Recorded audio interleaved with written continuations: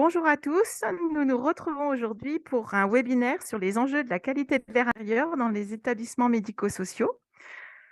En attendant que tout le monde se connecte pour ce webinaire, nous allons reprendre quelques présentations. Élodie Austruy, je suis ingénieure du génie sanitaire à l'Agence régionale de santé Bourgogne-Franche-Comté et je travaille notamment sur l'ensemble des facteurs environnementaux liés aux espaces clos qui impactent notre santé. Et je laisse la main à Hélène Tissot. Bonjour à tous, donc Hélène Tissot, je suis chargée de mission en charge des questions d'air intérieur au sein d'ATMO Bourgogne-Franche-Comté, qui est l'association en charge de la surveillance de la qualité de l'air extérieur, mais on a aussi des missions air intérieur, climat, énergie et d'autres activités. Merci à toutes pour cette présentation. En fait, c'est mon ordinateur qui sature au niveau de la ligne et j'ai un problème effectivement de partage d'écran. Donc, si il ne veut pas, voilà. Merci en tout cas pour cette première introduction. Donc, je vous remercie tous d'être présents pour ce webinaire sur les enjeux de la qualité de l'air extérieur et intérieur. Enfin, aujourd'hui, nous aborderons la problématique de la qualité de l'air intérieur. Et nous avons créé cet événement car le 14 octobre dernier, c'était la journée nationale de la qualité de l'air, bien évidemment, extérieur et intérieur.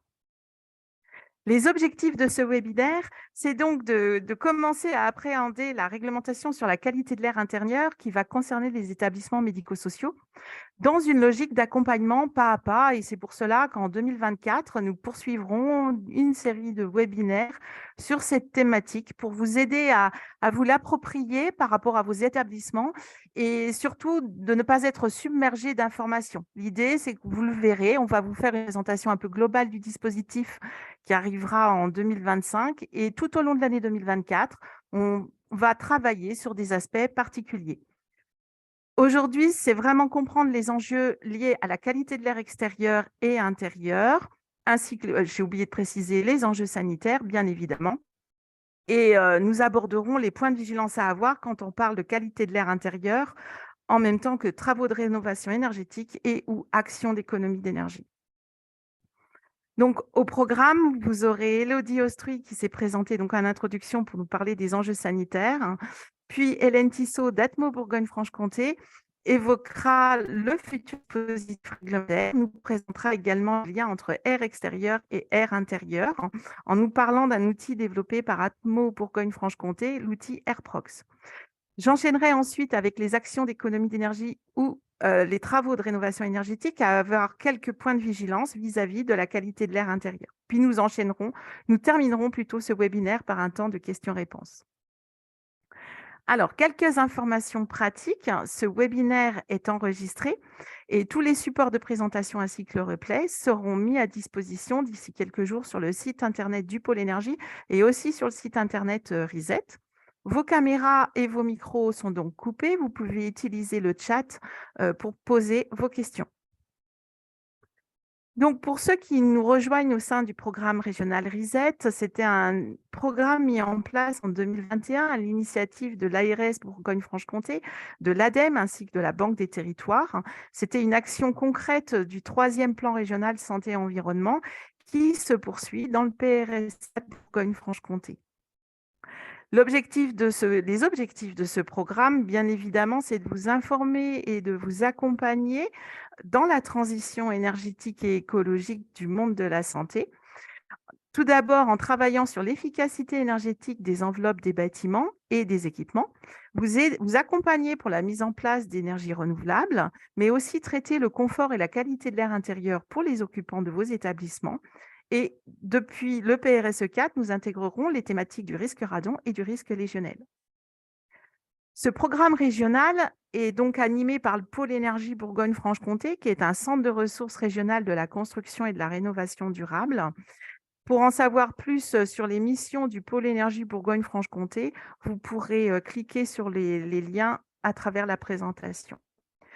Pour porter ce programme régional, nous sommes 3. David Boileau, coordinateur du programme, moi-même sur la partie énergie santé au sein du programme RESET, et nous sommes accompagnés de Lynn Audrey, conseillère en transition énergétique en santé, apprentie à l'ARS.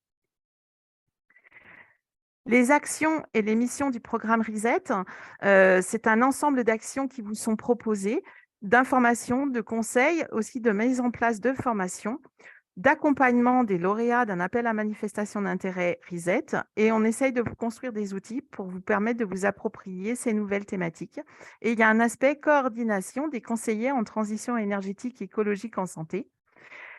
Donc, en Bourgogne-Franche-Comté, nous serons au nombre de 14 lorsque tous les recrutements seront terminés.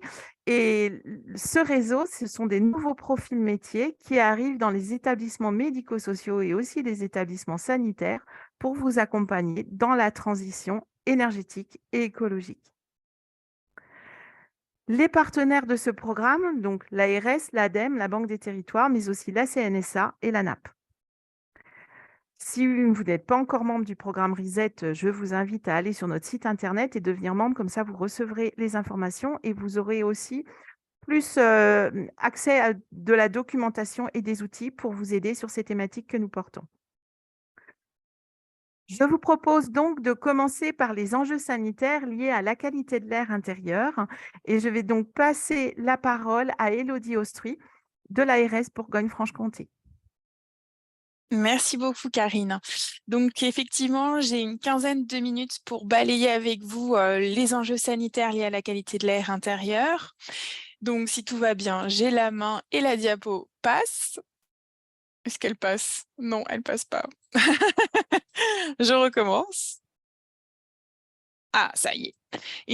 Tout d'abord, voilà, un premier temps pour repositionner un petit peu le contexte, parce que c'est important de comprendre finalement l'environnement dans lequel on vit et dans lequel on passe le plus de temps. Parce que finalement, plusieurs études ont permis d'évaluer le temps qu'on passe dans des espaces clos. Aujourd'hui, il évolue entre 80, 85, voire même 90% de notre temps, finalement, que l'on passe dans des espaces qui sont plutôt confinés, alors que ce soit chez soi, dans son milieu de travail, dans sa voiture ou dans les transports en commun. Et nous respirons évidemment tous, chacun et tous les jours, environ 15 000 litres d'air par jour. Donc, il faut comprendre que finalement, parmi ce gros volume d'air respiré, il y en a 85% qui est issu de ces espaces plutôt confinés où s'accumulent les polluants. Alors, il y a un petit délai peut-être d'apparition. Parce que j'appuie, mais ça ne passe pas, Karine. Alors, c'est à nouveau un bug technique. Effectivement. Est-ce que tu peux gérer sinon le Oui, diaporama? j'espère. Mais en fait, je pense que c'est mon PC qui ne suit pas finalement parce que moi aussi, il est bloqué. Donc en fait, ça vient de mon PC.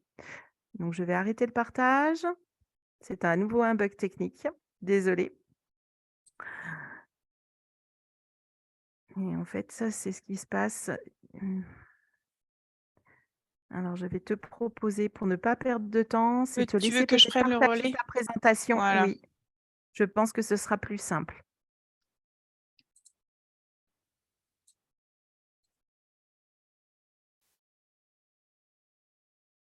Voilà. C'est bon, nous la Tac. voyons. Parfait.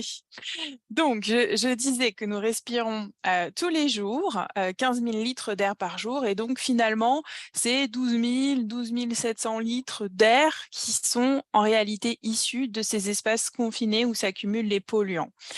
Parce que finalement, dans cet environnement intérieur, l'air est plus pollué pour plusieurs raisons. Tout d'abord parce que il y a plus de polluants à l'intérieur qu'en extérieur. Il faut comprendre que finalement, la concentration qu'on peut avoir en extérieur est équivalente à celle qui a la même composition en intérieur, mais viennent s'accumuler aussi tous les polluants produits par les sources issues de ces environnements intérieurs. Donc, on a à peu près l'équivalent de l'air extérieur, plus tout ce qu'on vient produire lié aux bâtiments, à nos équipements, à nos activités. De plus, ces polluants sont de nature très diverse, on verra tout à l'heure, mais on peut avoir des polluants de nature physique, chimique, biologique ou encore radiologique, et qui se trouvent la plupart du temps dans des concentrations plus importantes à l'intérieur qu'à l'extérieur du fait du confinement du bâtiment. Malheureusement, donc certains de ces polluants-là aujourd'hui sont connus pour avoir certains effets sanitaires qu'on va voir juste après. Tout d'abord, donc la pollution de l'air intérieur est générée par des sources multiples qui peuvent être dépendantes du bâtiment lui-même, de l'environnement dans lequel ce bâtiment s'inscrit et des activités, des modalités d'occupation ou même des équipements attraits à ce bâtiment. Donc là, vous avez en fait une représentation d'une maison, d'un logement, mais en réalité, les questions qu'on peut se poser vis-à-vis des différentes sources de pollution peuvent aussi s'appliquer évidemment dans un milieu professionnel, type établissement médico-social. Donc vous avez une partie des polluants qui sont issus de l'environnement extérieur dans lequel s'inscrit le bâtiment. Alors tout ce qui est polluant de l'air intérieur, vous en avez déjà probablement entendu parler, les particules fines, l'ozone, dioxyde de soufre. Souvent, quand il y a des pics de pollution, c'est des messages de recommandations sanitaires qu'on peut entendre vis-à-vis aussi bien de son activité extérieure que vis-à-vis de son bâtiment. Vous avez le radon, qui est un gaz radioactif qui est issu d'un phénomène tout à fait naturel, mais néanmoins aujourd'hui relativement présent en Bourgogne-Franche-Comté. Et puis évidemment aussi tous les polluants issus des sols contaminés.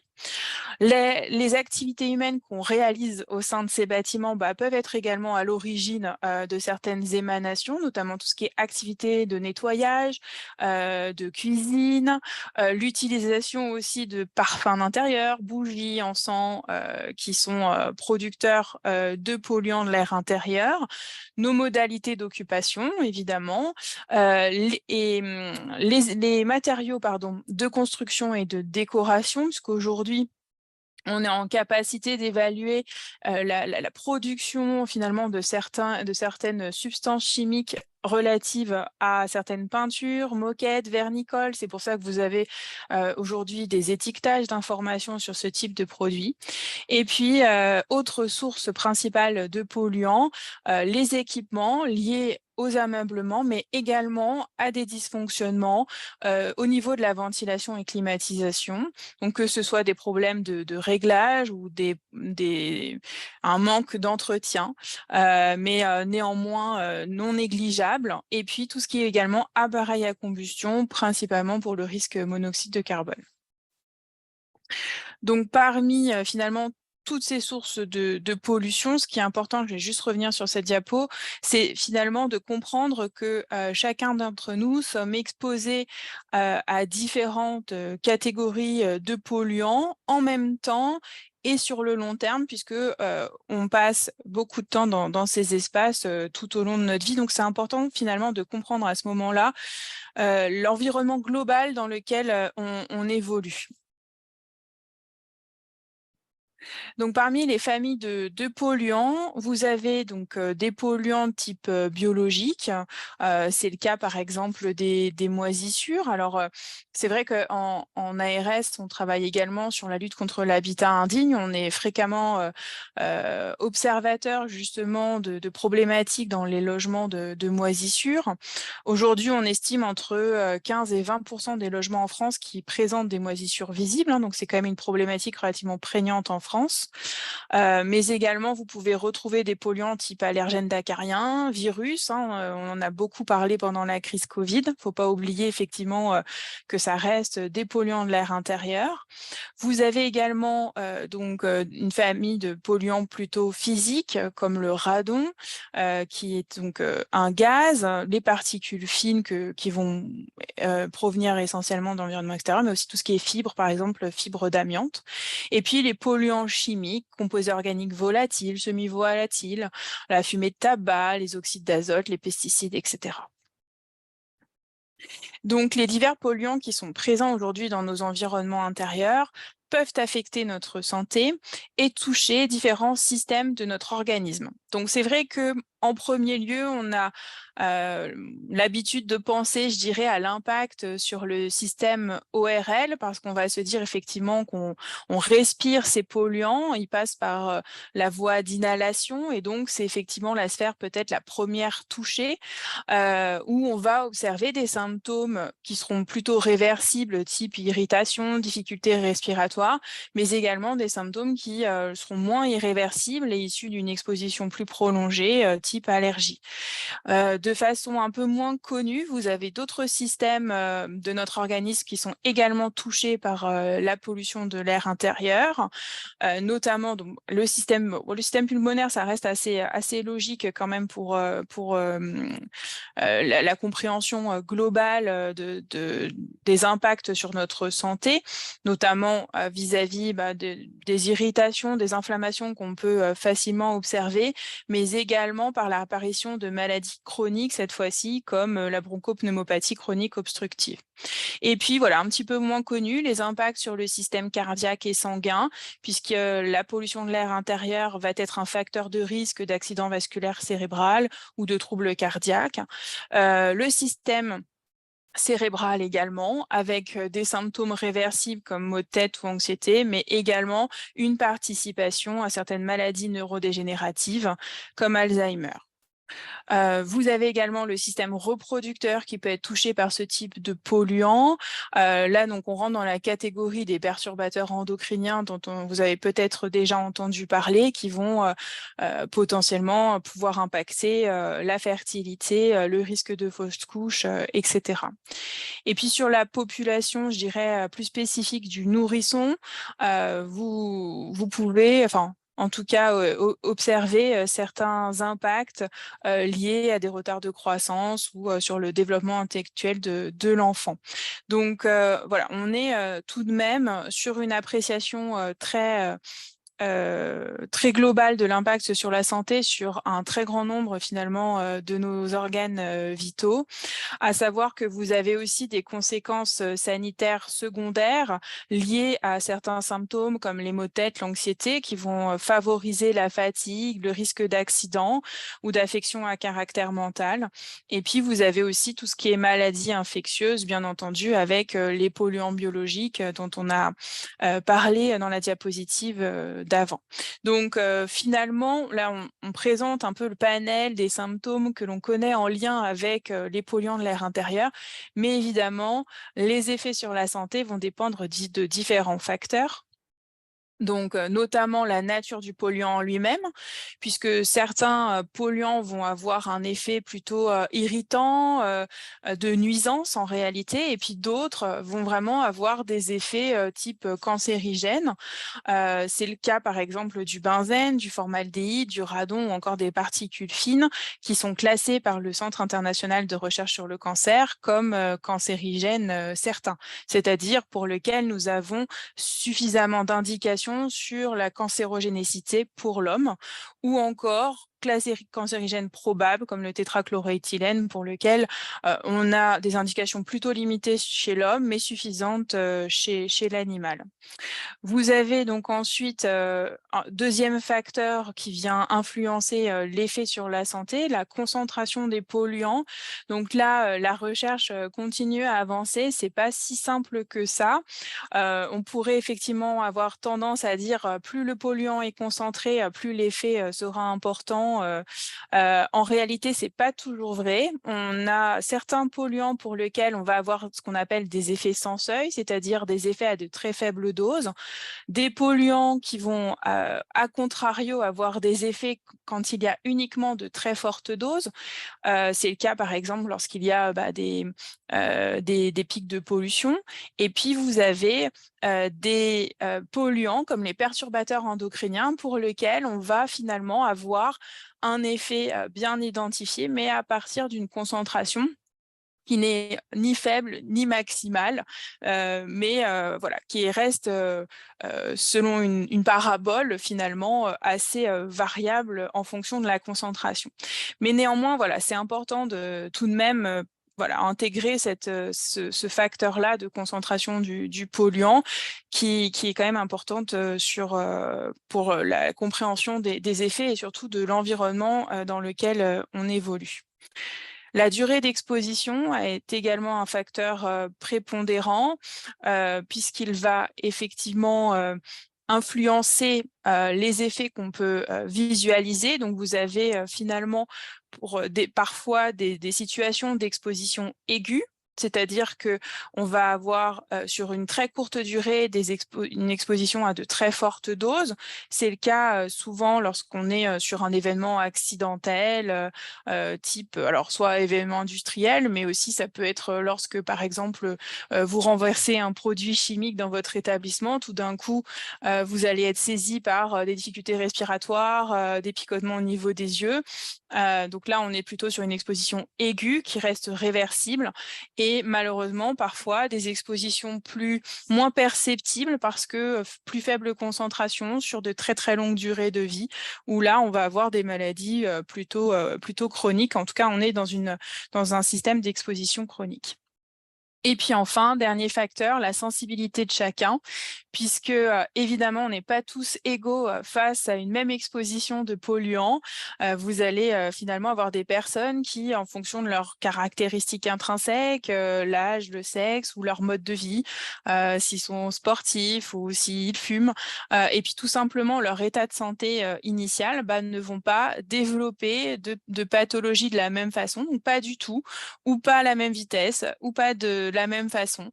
Mais donc, voilà, chacun, finalement, est différent, bien entendu, vis-à-vis de son capital santé. Et donc, on ne va pas tous réagir de la même façon à une même exposition.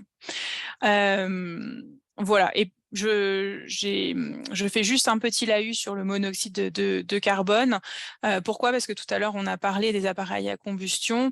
Et là, pour le coup, ça vient un peu contrecarrer ce que je disais par rapport à une exposition aiguë plutôt réversible. Pour le coup, pour le monoxyde de carbone, ça ne marche pas puisque quand on est à des très fortes concentrations, en quelques minutes, on observe aujourd'hui des décès. Donc, ça reste une problématique toujours importante de l'air intérieur. Donc, je disais qu'on n'était pas tous égaux devant une même exposition à des polluants de l'air intérieur. Certaines personnes sont plus vulnérables que d'autres à la pollution de l'air et vont développer des symptômes plus vite et ou plus forts. Ce sont notamment donc les enfants de moins de 8 ans. Pourquoi? Parce que leur système pulmonaire n'est pas encore développé complètement. De plus, leur fréquence respiratoire est plus élevée et ils ont un système immunitaire qui est moins résistant face à l'ensemble de ces agressions que l'on peut retrouver dans ces environnements intérieurs.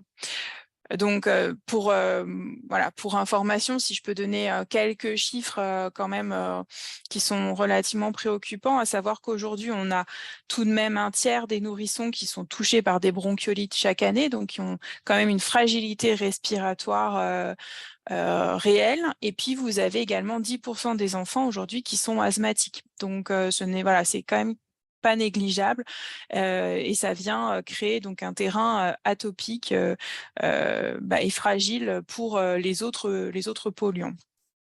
Ensuite, vous avez la population des personnes âgées qui restent vulnérables du fait de leur capacité, de leur défense respiratoire qui diminue avec l'âge. Vous avez également donc les personnes allergiques, asthmatiques ou avec des insuffisances respiratoires et cardiaques pour lesquelles finalement leur état de santé initial est déjà fragilisé. Donc ces polluants peuvent venir exacerber certaines pathologies. Les femmes enceintes aussi, évidemment, parce qu'une partie des polluants respirés peuvent être transmis au fœtus.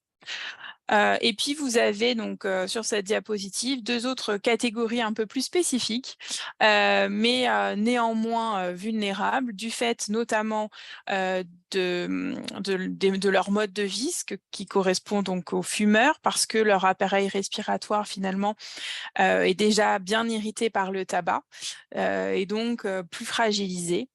D'ailleurs, pour la petite information aussi, hein, les concentrations de substances polluantes dans les fumées de tabac sont plus importantes que dans l'air vicié, hein. Donc, pour vous donner un ordre d'idée par rapport au message d'aujourd'hui.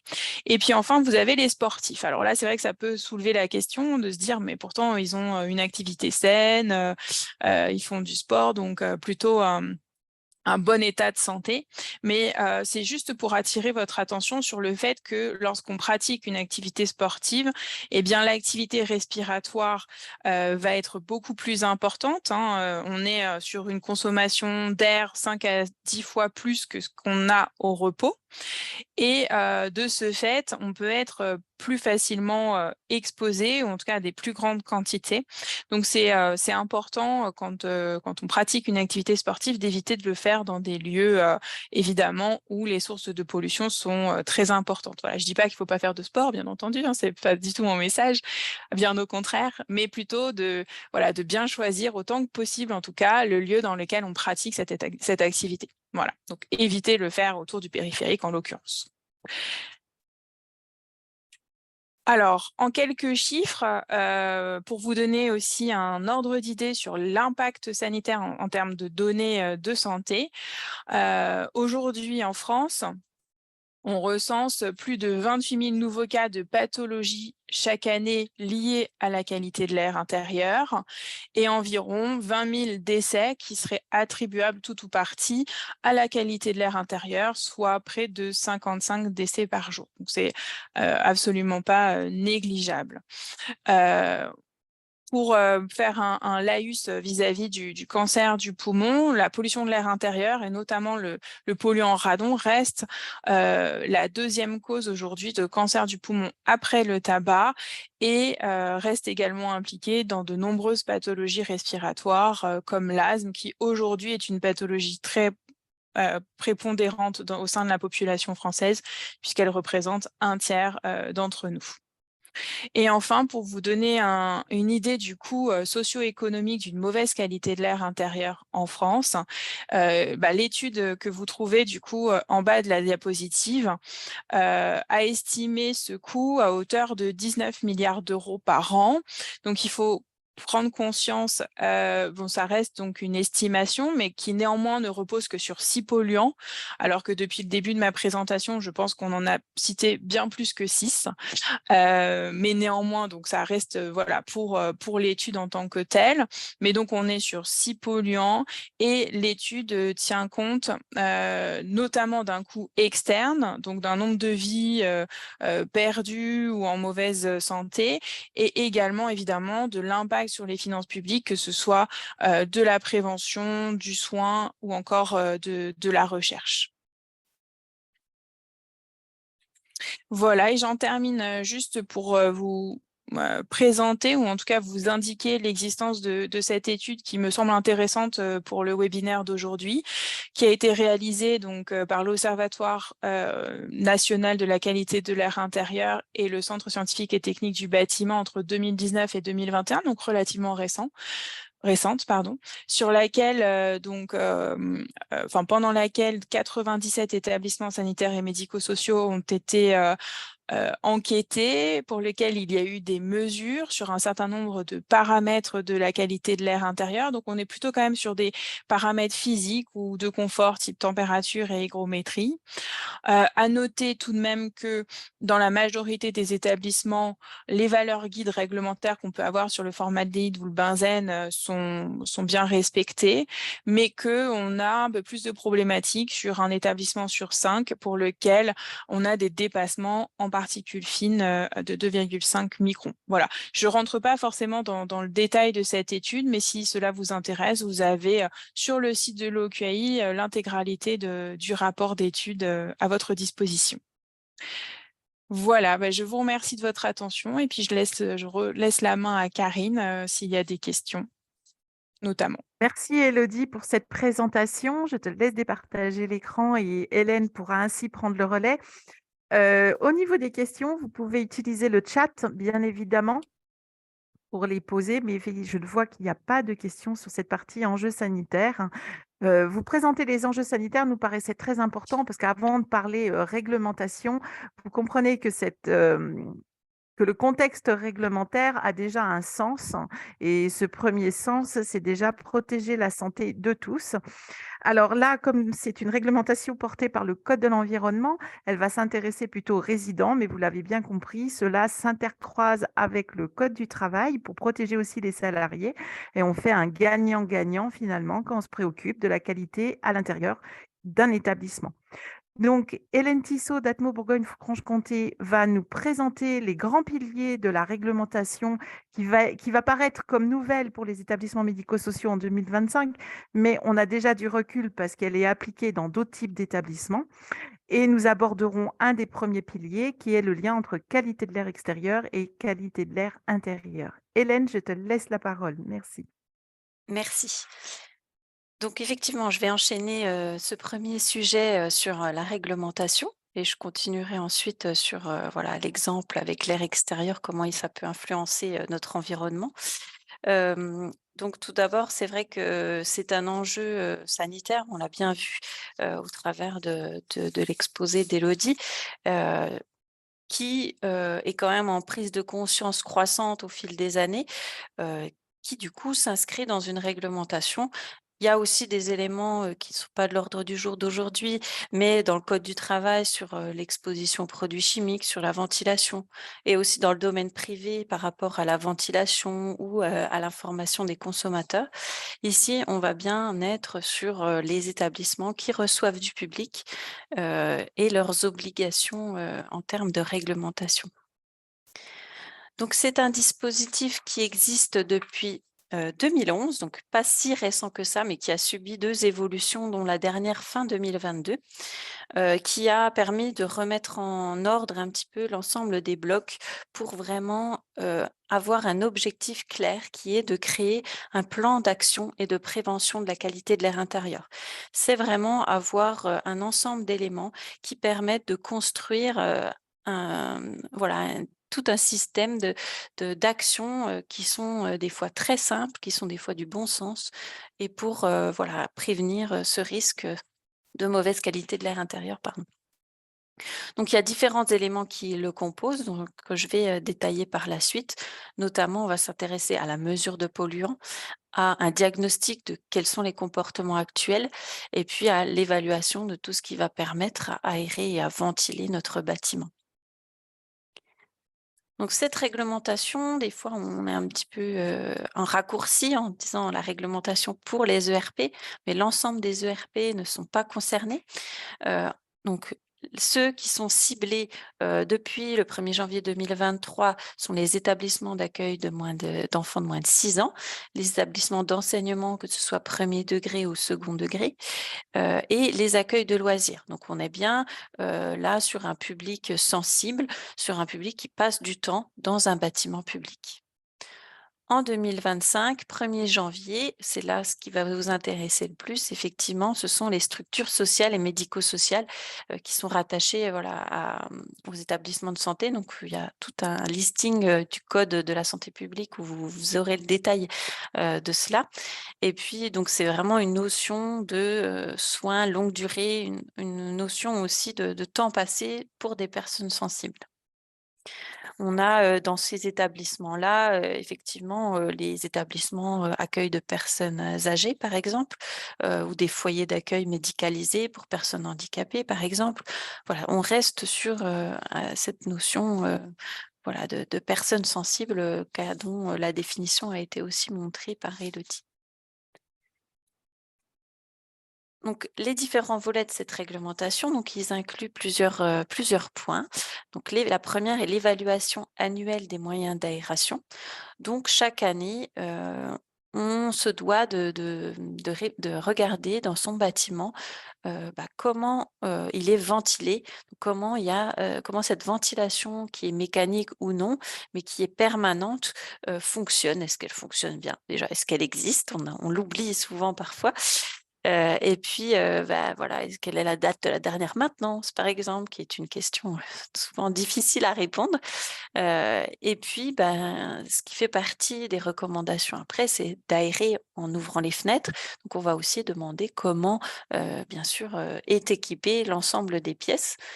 Donc là, bien évidemment, il y a, dans vos établissements médico-sociaux, des fenêtres qui peuvent être justement condamnées volontairement et donc là, l'enjeu est d'autant plus important de vérifier cette ventilation puisqu'on n'a plus, l'ouverture de fenêtres, donc on va fonctionner sur le renouvellement d'air uniquement en termes de ventilation, donc d'autant plus, important de s'y, pencher. Donc, les pièces qui seront, visées dans cette réglementation, la stratégie, d'échantillonnage, elle est pas encore confirmée pour les établissements médico-sociaux. L'échéance est en 2025, on n'a pas les textes complets pour répondre à cette question, mais, toutefois, voilà, on se doute que ce sont les pièces, de vie, et de présence, des patients. Heu donc, outre ces vérifications d'ouvrants et examens visuels de la ventilation, il y a également dans la réglementation actuelle une mesure à lecture directe du taux de CO2.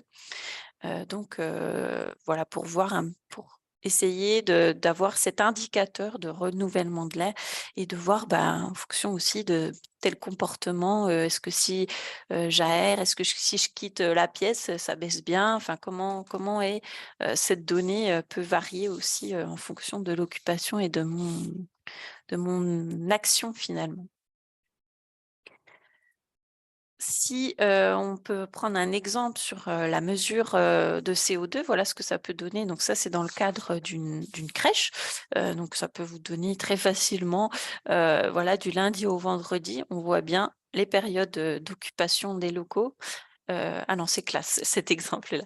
Dans une salle de classe, on voit bien, les taux de CO2 qui augmentent, vraiment de façon, cohérente et simultanée à une occupation de pièce.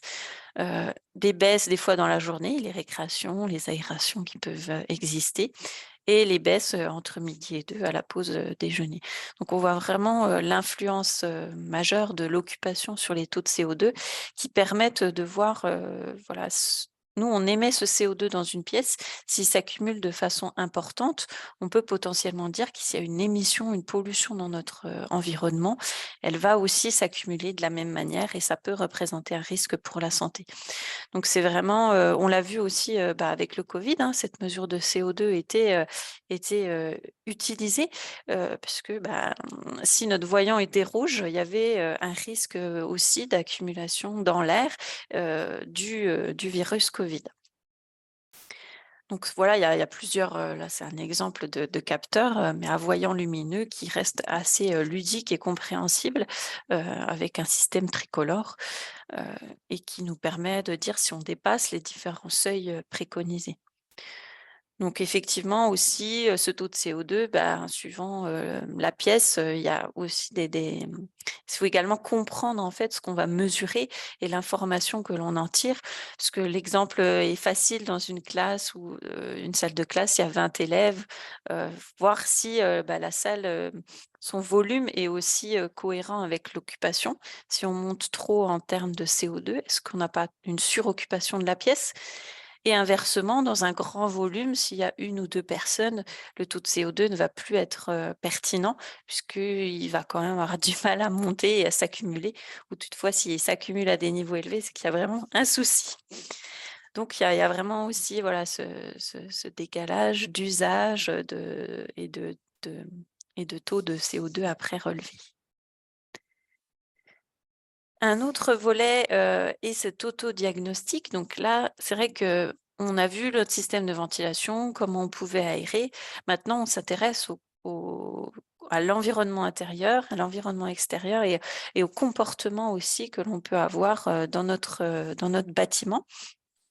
Là, tous les 4 ans, il est demandé de remplir, toute une série, de questions afin de bien poser ce diagnostic et d'essayer d'identifier finalement, là où on pourrait réduire les sources d'émissions qui sont potentiellement polluantes. On va aussi s'intéresser à l'entretien, des systèmes de ventilation et d'aération, mais aussi l'entretien de nos bâtiments, puisque forcément chaque produit qu'on va utiliser va avoir un impact. Et là, on va faire vraiment le lien avec les services d'hygiène, parce que c'est eux aussi qui vont avoir ces questions voilà, d'objectifs sur, sur l'aspect hygiène et propre, de la propreté dans le bâtiment. Donc l'objectif ici, c'est vraiment de faire, d'avoir cet ensemble de grilles remplies. Donc je le précise ici, mais l'ensemble de ces grilles, mais aussi l'évaluation précédente, on ne part pas de zéro, hein. Il y a un modèle qui existe, qui est dans le guide du CEREMA notamment, qui a été rédigé en lien avec le ministère. Donc vous avez le lien et vous l'aurez aussi par la suite dans la présentation. Mais c'est vraiment l'ensemble est construit et puis est là pour accompagner et aider sur ce diagnostic. La difficulté ici, c'est qu'on va faire interagir de nombreuses parties prenantes de notre bâtiment, puisque le bâtiment et la qualité de l'air ne sont pas dépendantes que de l'occupant, ni du propriétaire. On a vu au travers des différentes sources qu'effectivement, suivant le bâtiment, l'aménagement, le système de chauffage, et puis aussi suivant l'occupation et les produits qu'on peut utiliser au quotidien, et là c'est vraiment l'occupant qui va être impliqué. L'ensemble de ces parties prenantes aura son rôle à jouer pour améliorer la qualité de l'air intérieur. La campagne de mesure, parce que c'est vrai qu'il y a un certain moment, il est quand même bon de savoir quel est vraiment le niveau de polluants dans notre bâtiment. Donc, il y a une obligation de réaliser une campagne de mesure des polluants chimiques à certaines étapes de vie de notre bâtiment. C'est-à-dire qu'on ne va pas le faire n'importe quand, on va essayer de viser une période qui est à risque pour la qualité de l'air intérieur. Et là, on va appeler un organisme accrédité COFRAC pour nous le faire sur un certain référentiel précis. Donc, autant les autres étapes sont faites pour être gérées par le propriétaire ou l'exploitant, autant celle-ci va avoir recours à un organisme extérieur. Donc l'objectif, c'est de réaliser ces campagnes à la fin d'une étape clé qui est globalement en fait une, une modification de notre bâtiment qui peut impacter l'air intérieur, donc globalement des gros travaux.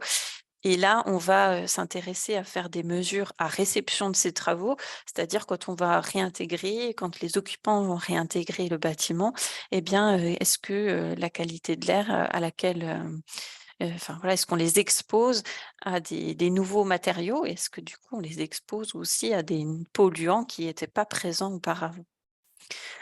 Donc voilà, est-ce que notre environnement est toujours sain ou pas? Et ça, c'est l'objectif de ces mesures.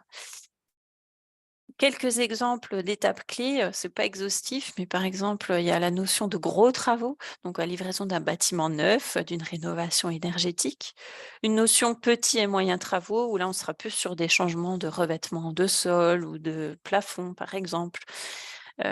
Et puis une notion sur le changement aussi d'action sur les locaux. Par exemple, c'est vrai que si un, un bureau devient une chambre, on n'a pas la même occupation, pas la même durée d'occupation, donc forcément, la ventilation n'est peut-être pas non plus adaptée. Et là, on va demander à confirmer que la qualité de l'air est toujours préservée. Donc on va s'intéresser plutôt sur les polluants chimiques, plutôt formaldéhyde, qui est un des polluants de l'air intérieur, un des polluants majeurs, et puis le benzène que l'on retrouve aussi plutôt issu de combustion, mais qui est aussi visé dans cette réglementation, notamment par rapport aux risques sanitaires dont a évoqué Élodie. Effectivement, ce sont 2 polluants qui sont cancérigènes certains. Donc, on fait des mesures et bien sûr, il y a des seuils qui sont préconisés pour s'y référer, pour voir un petit peu où on se situe. Est-ce que le risque est, est, Est-ce qu'il y a, ça représente un risque? Et dans ce cas-là, il y a des actions d'investigation complémentaires, des actions concrètes à mettre en œuvre pour baisser l'exposition, pour baisser les seuils. Et donc là, effectivement, il y a des actions à faire. Il y a même une information du préfet si les niveaux sont réellement très élevés. L'indice de confinement au travers de la mesure de CO2 est aussi demandé. Donc là, c'est d'une autre façon que la mesure à lecture directe du CO2, où là, c'est vraiment à titre d'expérience un peu, on teste, l'occupant va tester, voir un petit peu comment ça réagit en occupation de pièce, s'il aère ou pas. Là, cette mesure à réception, c'est plutôt sur une notion d'une semaine de mesure, plutôt une mesure de fond un petit peu pour voir on ne pourrait pas dire long terme sur une semaine, mais sur une période plus significative, voir quel est le renouvellement d'air sur cette période-là. Une fois qu'on a eu ces 3 éléments, il faut construire son plan d'action. Donc un plan d'action, il est valable 4 ans et va permettre d'avoir des actions concrètes sur notre bâtiment et des fois plus globales aussi qui vont nécessiter peut-être des investissements ou autres. Mais des fois, ça va être des actions aussi très simples comme renforcer l'aération, réaliser les maintenances de son système de ventilation de façon annuelle, nettoyer des bouches. Voilà, ça va être des choses vraiment plus concrètes. Donc, il faut vraiment voir comme un dispositif qui peut aussi s'intégrer dans un autre dispositif de prévention des risques ou voilà, d'amélioration à l'exposition santé environnementale aussi. On peut faire des liens entre ce plan d'action air intérieur avec d'autres actions qui sont menées et des fois, voilà, ce sont des initiatives qui sont déjà en cours qu'on peut valoriser dans ce plan d'action. Par exemple, le CEPIAS, effectivement, travaille sur des nouvelles modalités en termes d'hygiène et qui aura un impact sur la qualité de l'air intérieur, un impact positif, bien entendu, notamment réduisant les sources de pollution par rapport à l'entretien des locaux. Donc, voilà, ce sont aussi des fois des choses qui existent déjà, qu'il faut mettre en avant et qu'il faut retranscrire dans ce plan d'action pour en faire voilà, quelque chose de plus concret et pour répondre à cette réglementation. Donc voilà pour cette première partie. Je vais peut-être laisser un temps de questions-réponses.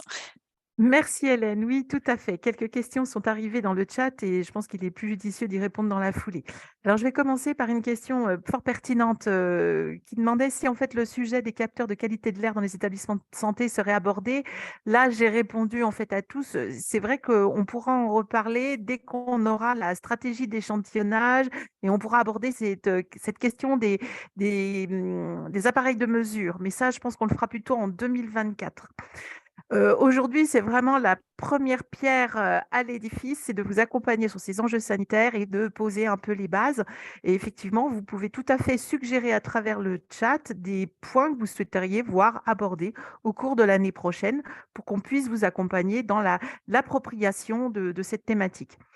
Une autre question, est-ce que les ESA, TME, hébergement seront concernés en 2025 par le dispositif QAI? Et ça rejoint aussi une autre question sur les résidences autonomie où je laisserai Elodie répondre.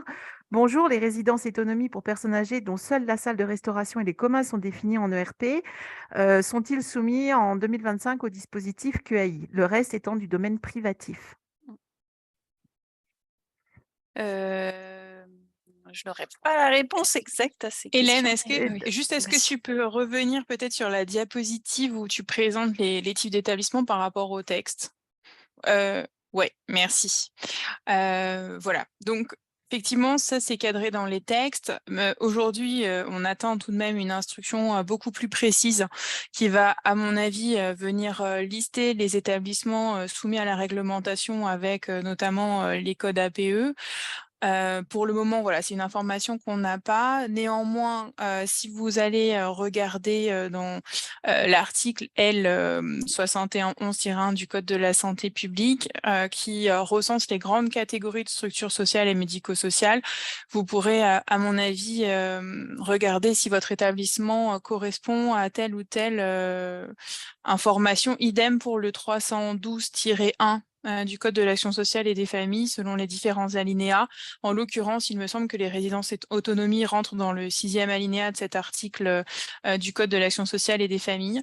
Mais voilà, en tout cas, c'est c'est une information qui reste à repréciser puisqu'on pose le cadre des établissements médico-sociaux et sociaux qui vont rentrer dans la réglementation. Mais la liste précise de chaque catégorie d'établissement sera normalement reprécisée ultérieurement. Merci Elodie pour ce complément.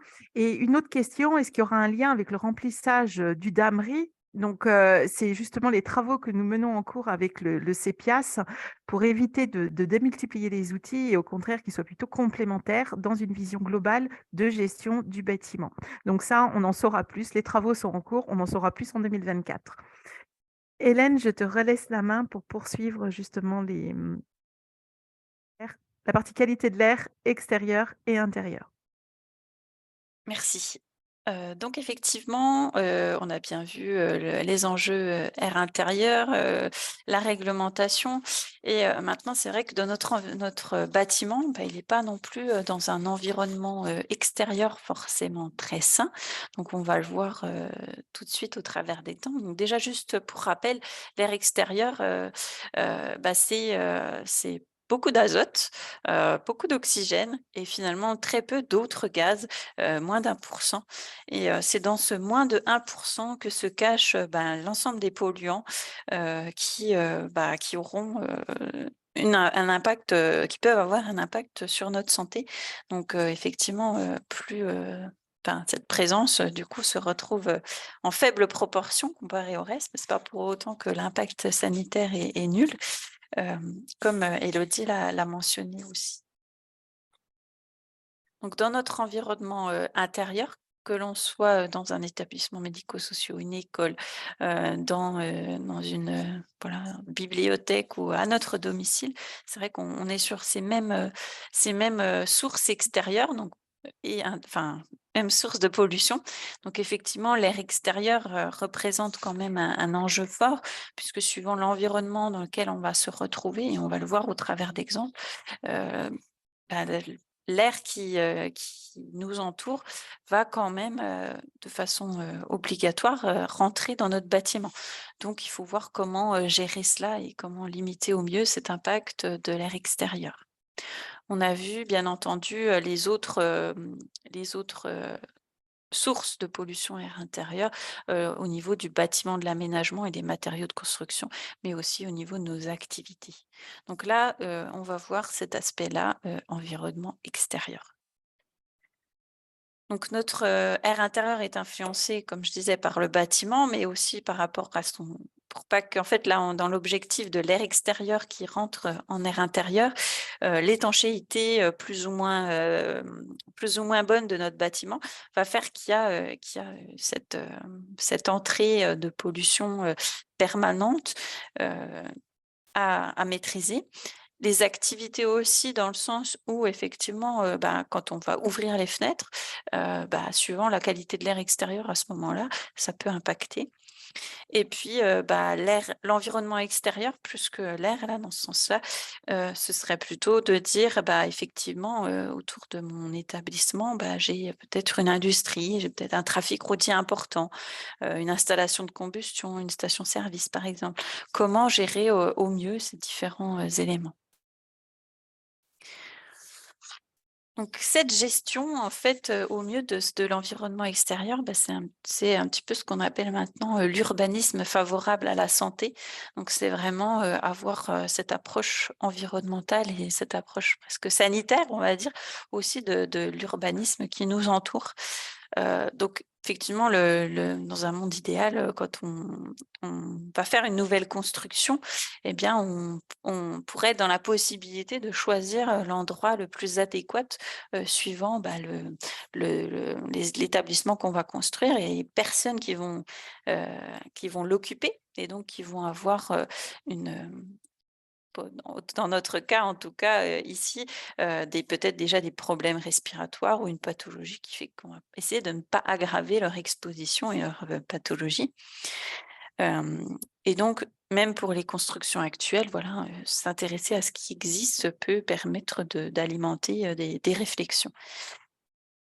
Donc, on va intégrer en fait un diagnostic de l'air extérieur et puis de savoir aussi comment finalement la pollution qui est émise devant notre bâtiment peut ne moins rentrer possible dans notre environnement intérieur. Et là, la dispersion en fait de ces polluants va être importante. Donc, par exemple, on pourrait placer devant notre bâtiment des arbres tout simplement pour faire barrage à ces sources de pollution, pour éviter par exemple qu'un trafic routier, une émission liée à des trafics routiers, où là on va parler d'oxyde d'azote par exemple, ne soit en contact direct avec notre bâtiment, d'avoir cet obstacle en fait vertical qui empêcherait les polluants de s'approcher. On peut aussi voilà, positionner son bâtiment de façon différente pour qu'il participe le moins possible à l'accumulation des polluants dans son quartier. On va le voir avec un exemple également. Et puis on arrive maintenant aussi à modéliser la qualité de l'air, pour essayer de voir, justement, comment elle va se comporter, au fil du temps suivant les émissions, en complément de ce qui existe maintenant pour, le bruit ou pour, les températures, la chaleur urbaine que l'on peut trouver. Donc là, vous avez sur le secteur de Belfort, un exemple d'une cartographie, voilà, de qualité de l'air, donc avec le dioxyde d'azote, qui est vraiment le polluant émis, principalement, par, le trafic routier et les particules, très fines, qu'on appelle PM2,5, donc de 2,5 micromètres de diamètre. Donc là, on voit, voilà, la répartition avec une échelle, donc pour la première, sur la réglementation qui existe et pour, les PM2,5 sur une échelle de l'Organisation mondiale de la santé qui préconise, 10 microgrammes, par mètre cube, par an. Donc on voit que, voilà, sur un environnement, extérieur dont on pourrait penser qu'il est plutôt, favorable, mais il n'est pas favorable forcément partout. Donc nos ERP, ils sont bien, dans un environnement extérieur qui, est parfois, à enjeu, on va dire extérieur. Donc là, tous les petits carrés bleus, avec, des petites formes, étranges, ce sont, des établissements publics. Donc on voit bien qu'ils s'intègrent, au sein de l'ensemble, du territoire urbain, forcément et du coup, ils sont aussi forcément près de sources de pollution et sur, des zones où, la pollution va, davantage s'accumuler. Donc avec un exemple, plus concret, sur, un quartier et donc là, on va utiliser la modélisation en 3D, en 3 dimensions, pour, voir la dispersion des polluants qui peut être émis par un trafic routier, environnant. Donc on voit sur un projet de quartier qu'en regardant un bâtiment, heu, suivant sa forme, eh bien, on peut avoir donc là, en l'occurrence, c'était une école. On voit que sur l'arrière du bâtiment, les concentrations s'accumulent, les concentrations, de particules et avec une forme un peu plus haute et avec une forme en U, de l'architecture, eh bien, la pollution ne s'accumule pas, dans ce cas-là et donc on va préserver, en l'occurrence les enfants en cours de récréation.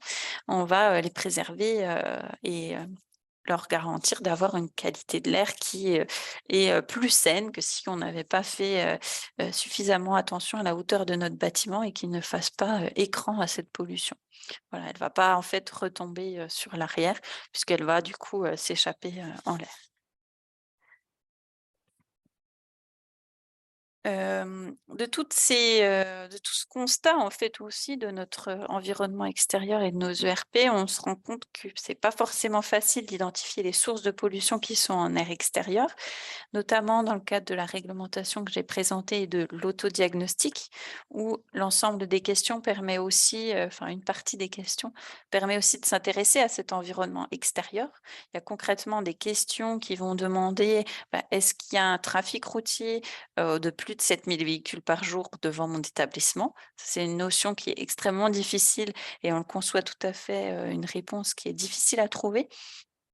Partant de cela, on a proposé, ce qui a été cofinancé par l'Adréal et l'ARS Bourgogne-Franche-Comté, de centraliser l'ensemble de ces informations au travers d'un outil qui est l'outil AirProx, pour répondre aux besoins réglementaires et apporter cette réponse à cette question de l'environnement extérieur, mais aussi d'aller plus loin en présentant des cartes comme celle que je vous ai montrée, des ERP dans leur environnement extérieur, quelle est la qualité de l'air extérieur, donc au travers des polluants de type particules ou dioxyde d'azote qui sont réglementés en air extérieur, mais pas en air intérieur. En air intérieur, comme je vous l'ai dit, on parle plutôt de benzène ou de formaldéhyde, on ne parle pas de particules. Toutefois, voilà, l'enjeu est toujours présent aussi sur ce polluant-là. Et donc, voilà, ça nous permet de cartographier, en fait, là, c'est sur toute la région. Donc, vous avez la qualité de l'air extérieur en termes de particules PM2,5 en 2020. Vous avez, j'ai pris seulement l'exemple des sources issues des trafics routiers. Donc, en rouge, vous avez les routes avec trafic routier important, plus de 7 000 véhicules par jour. Et l'ensemble de nos points, violets ou verts, sont les établissements de santé et médico-sociaux pour une part. Et puis, donc, quand ils sont verts, ça veut dire qu'il n'y a pas, au regard de la réglementation actuelle et du listing qui a été mis dans la réglementation, pas de source extérieure potentielle, ce qui ne veut pas dire qu'il n'y en a pas non plus du tout. Et les violets sont ceux où il y a, une identification, d'une source potentielle de pollution extérieure, donc avec, du coup, prise en considération de cet environnement, des actions qui peuvent être mises en œuvre, pour, vérifier l'impact et puis peut-être, ajuster certains, usages. Donc je vais présenter 2 exemples donc qui sont, plus, des établissements sanitaires, mais comme ils vont parler un peu plus à tout le monde, c'était un peu plus, facile. Donc le premier est l'hôpital, donc le centre hospitalier universitaire Jean Minjoz à Besançon, qui permet, de situer notre établissement, dans son environnement urbain et dans son environnement aussi. Alors j'ai pas mis la carte de pollution, ça faisait un peu beaucoup, mais là, au travers de toutes les sources potentielles que la réglementation air intérieur peut mettre en relief. Donc les routes à trafic routier important, les parkings aussi, et donc les endroits aussi où il y a beaucoup de véhicules qui vont aussi, stagner avec moteur allumé un certain temps. Et tout ce qui est aussi, installation, industrielle de bois, de fabrication, de carton, de papier, industrie métallurgie, sidérurgie par exemple, tout ce qui est industrie chimique ou pétrochimique et aussi des installations de combustion, hein, par exemple une usine d'incinération ou une chaufferie, même une chaufferie bois. Donc là, effectivement, notre hôpital, il est non loin, de trafic routier, mais il est pas dans les zones d'influence réglementaire, parce que la zone d'influence, réglementaire, c'est 200 mètres, mais voilà, on ne prend pas en compte, le sens des vents, l'urbanisme aussi, qui peut jouer, à faire des fois des couloirs aussi, de transfert de pollution. Voilà, ça reste, une théorie, mais ça permet déjà d'avoir cette première approche. Et par contre, voilà, l'hôpital est aussi à proximité d'usines, d'installations de combustion et d'industries, pétrochimiques et parachimiques. Donc voilà, ça permet de prendre conscience ici, il y a plusieurs cercles d'influence puisque là, il faut être c'est à 3 kilomètres, une industrie est considérée avoir son influence. Si on rajoutait les vents, bien sûr, ce serait un petit peu différent, mais ça donne, c'est déjà cette première approche. Autre exemple, l'hôpital Nord-Franche-Comté, Donc ici, qui a un peu moins d'influence finalement, non loin aussi de trafic routier important et dans une zone d'influence d'installation de combustion. Et donc là, effectivement, cet environnement, voilà, effectivement, il n'aurait pas fallu le mettre plus près d'une route pour pas, voilà. Ça permet déjà quand on est, en l'occurrence, c'est un projet qui est un hôpital qui est pas très ancien, donc on peut avoir le choix effectivement d'implanter son bâtiment et de se questionner sur l'environnement dans lequel on va l'implanter. Donc en résumé, par rapport à cette approche de l'urbanisme, bien prendre en compte les sources émettrices, l'orientation et les dimensions de notre édifice, parce que tout peut avoir une influence, sur cette accumulation. Les formes urbaines, les aménagements aussi à proximité, parce que du coup plus pour l'existant, on peut, effectivement travailler encore sur, la création d'écrans. Et puis, les conditions météorologiques, parce que le vent et puis, les températures vont aussi influer ceci. Donc maintenant qu'on est conscient de son environnement extérieur, on va essayer aussi de ne pas faire que, ces polluants entrent le moins possible ou du moins soient maîtrisés. Donc là, il y a 3 voies d'entrée de l'air extérieur dans notre bâtiment. Il y a les défauts d'étanchéité dont j'ai pas commencé à parler. Effectivement, là, les caractéristiques de notre enveloppe bâtimentaire et de l'étanchéité, des infiltrations qu'il peut y avoir vont être importantes. La ventilation, quelles caractéristiques, quel type, le taux de renouvellement de l'air, voilà, la prise d'air neuf, où elle se situe, est-ce qu'elle se situe côté rue ou est-ce qu'elle se situe plutôt sur une partie moins, moins exposée aux pollutions extérieures. Les différences de pression aussi qu'on peut avoir dans notre bâtiment par rapport à l'air extérieur, ça c'est ce qui est aussi important. La présence de filtration, il y a des systèmes de ventilation qui ont des systèmes de filtration, donc à bien gérer, on va le voir. Et puis l'aération, là on est plus sur un comportement et du coup il y a cette influence suivant la fréquence, la durée d'ouverture du coup d'impact. Donc ces voies d'entrée, ce qu'il faut, voilà, avant de conclure en dernière slide, effectivement, prendre soin de sa ventilation, c'est vraiment un enjeu important puisque c'est finalement, quelque chose qui est permanent et continu et qui permet, de renouveler cet air, intérieur. Donc, c'est vraiment un aspect à ne pas négliger. Donc, déjà s'assurer du bon respect de la réglementation et des règles de l'art, lors de l'installation de ce système et puis lors de sa maintenance et de sa pérennité. Et donc là, demander un contrôle du bon fonctionnement à livraison, mais aussi veiller à mettre en œuvre les bonnes préconisations aussi de prise d'air par rapport à l'environnement extérieur. Renforcer, ça c'est l'entretien et la maintenance de ces systèmes. Ça reste un point véritablement sur le long terme à ne pas négliger. Vérifier aussi, des débits, les débits qu'on a voulu installer au départ. Est-ce que dans 5 ans, ils seront toujours les mêmes? Pas forcément. Et sur des installations où le système de ventilation a, 10, 15, 20 ans, déjà se rappeler qu'il y en a une et qu'elle fonctionne et vérifier qu'elle fonctionne. Et après, voir, les débits, s'ils sont toujours ceux à quoi on s'attend et ceux, qu'on espère.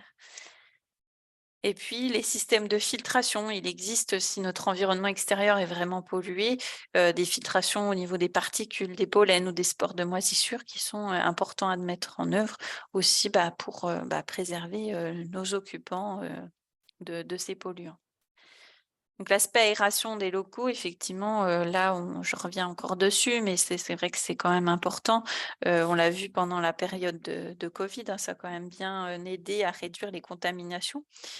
Surtout quand, les ventilations étaient, défectueuses. Donc, si on n'a pas l'un, il faut vraiment que l'autre fonctionne bien. Donc, voilà, si on n'a pas de ventilation, il faut pouvoir aérer et si on ne peut pas aérer, il faut que cette ventilation, soit fonctionnelle.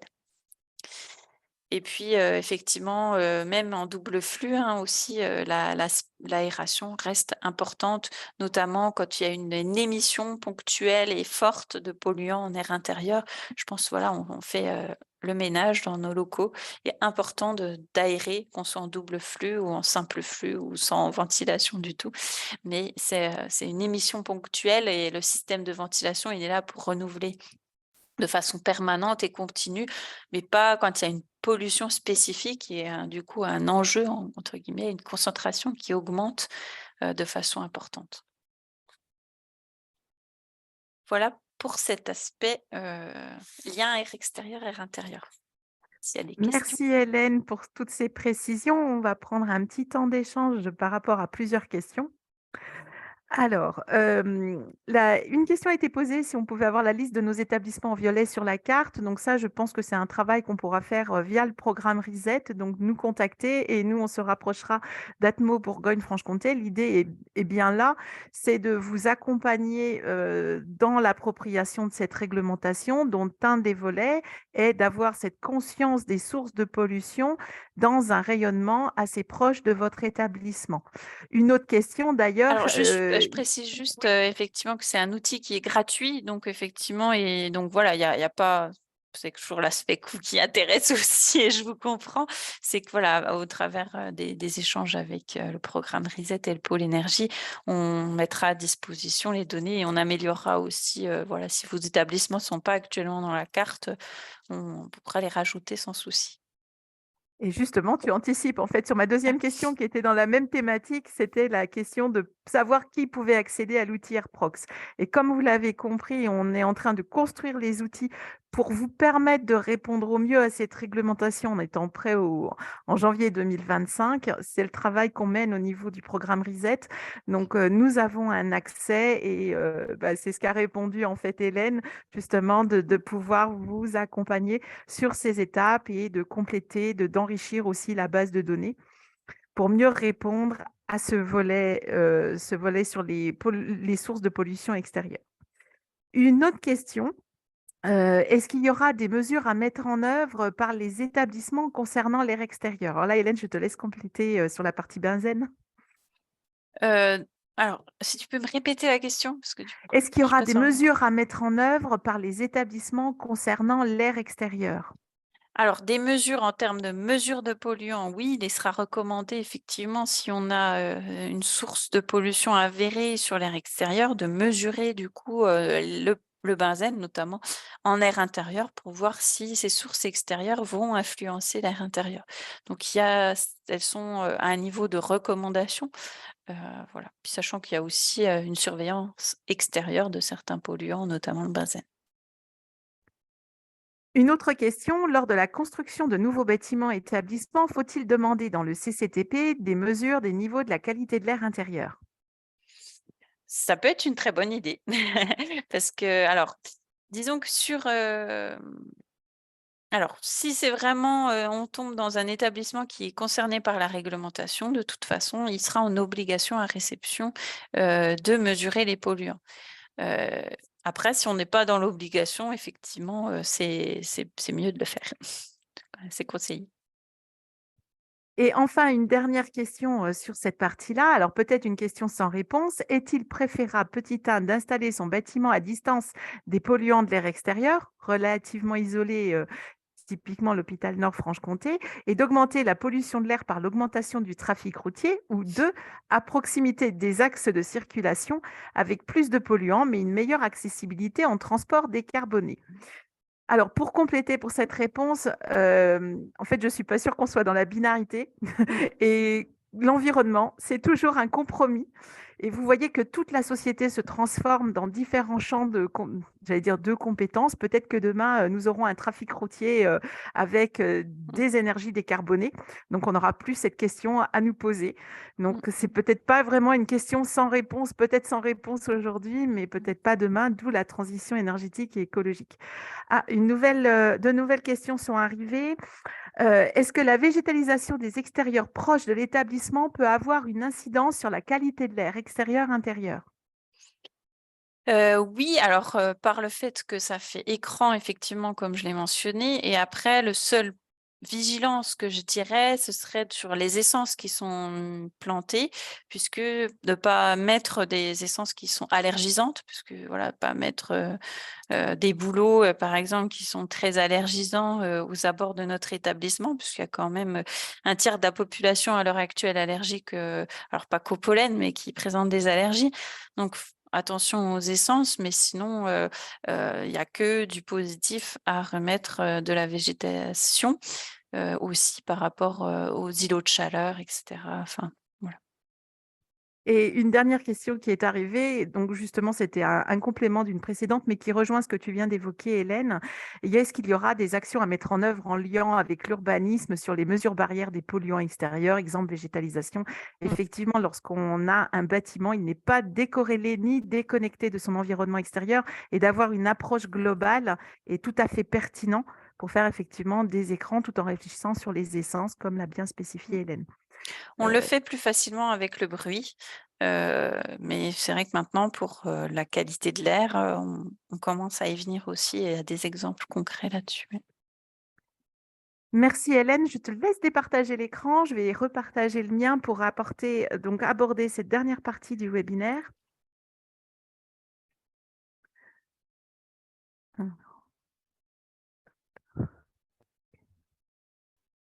Et voilà, donc nous allons aborder les enjeux liés aux actions d'économie d'énergie et aux travaux de rénovation énergétique pour garder quelques points de vigilance justement sur cette question de la qualité de l'air intérieur.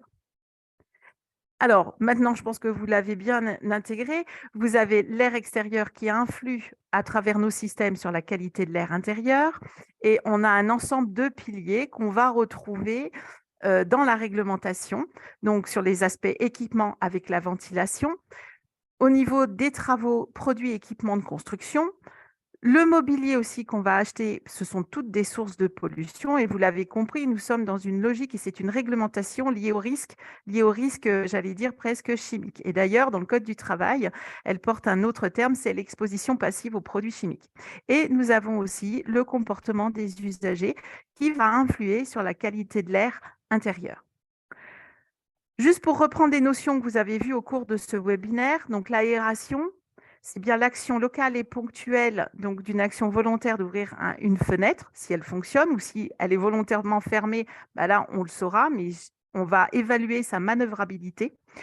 Et quand on fait l'acte d'aérer, le renouvellement d'air est limité par la nécessité donc d'une intervention humaine, mais aussi des conditions climatiques extérieures qui vont venir influer sur son efficacité.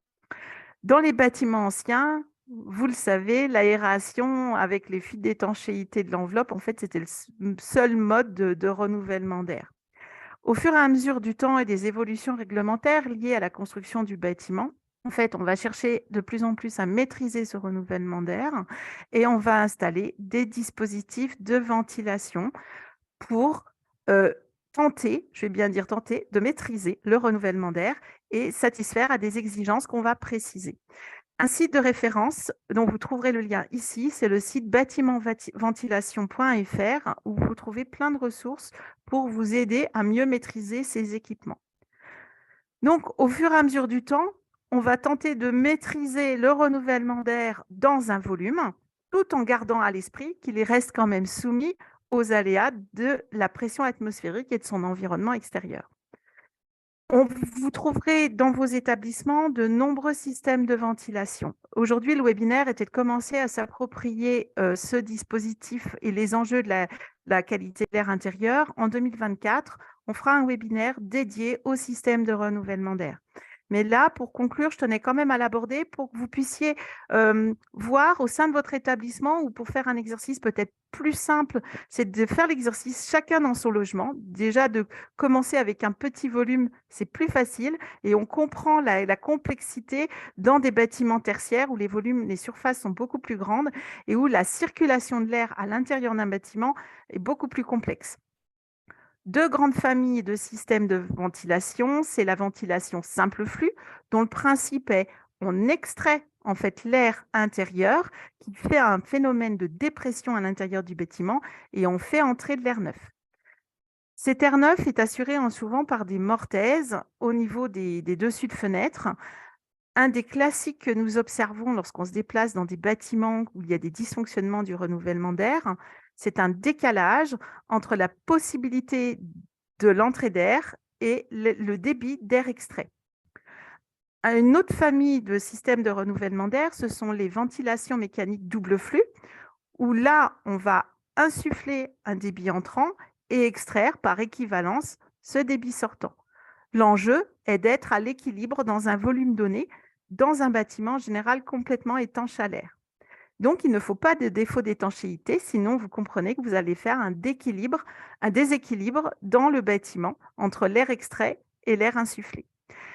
Dans un système de double flux, l'important sera de regarder où vous allez faire entrer de l'air extérieur. Parce que là, pour le coup, vous pouvez même aspirer des polluants si cette entrée d'air est mal située ou mal positionnée.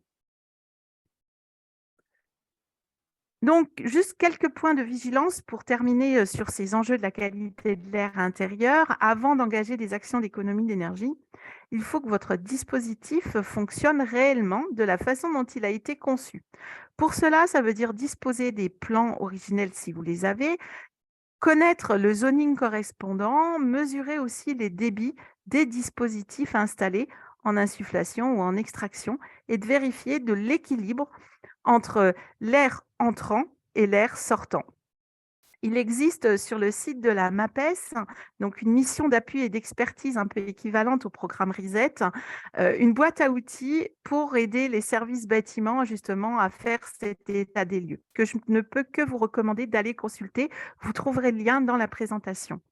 L'enjeu, lorsqu'on va agir et intégrer des actions d'économie d'énergie, c'est d'anticiper les conséquences de la diminution du renouvellement d'air et surtout de s'assurer de l'absence d'impact pour les occupants ou les usagers en fonction de leur activité. Vous avez bien compris qu'on arrivait avec des sources de pollution.